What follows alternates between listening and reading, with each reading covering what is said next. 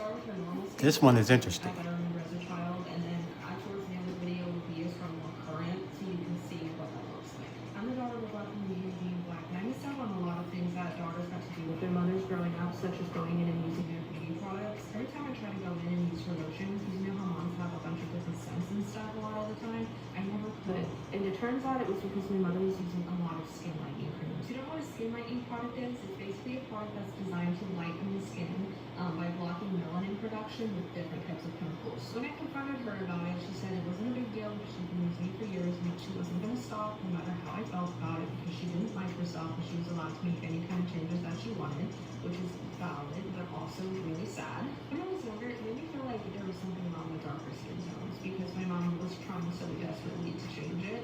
So it made me feel like I was never allowed to be too tan. Now, I never felt any kind of way about being more melanated for somebody else. It very much was self-hatred. Self-hatred was the love language of our family, but it did make me look at my skin a lot more.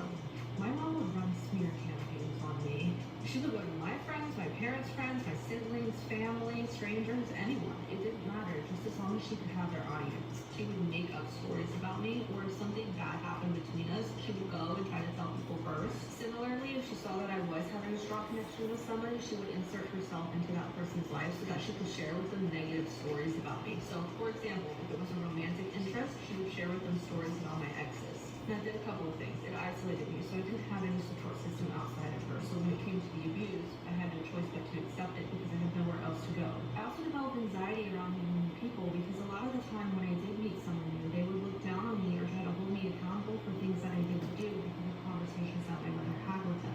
So I spent a lot of time in a defensive position, and that was if the person was even willing to listen to me because a lot of the time people wouldn't even believe what I said because my mother had gone on this whole campaign so that if I ever spoke out, I already had her narrative in mind. This is very interesting.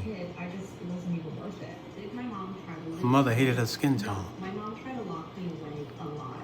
My mother was a light diminisher. She very much tried to do anything to make me feel less beautiful, to take things away from me, to take attention away from me, attention that she wasn't giving for herself. Simple example, if there was an article Her mother that made me feel beautiful, the next time that Her mother hated her skin tone, not her daughters. She probably hated her daughters as well.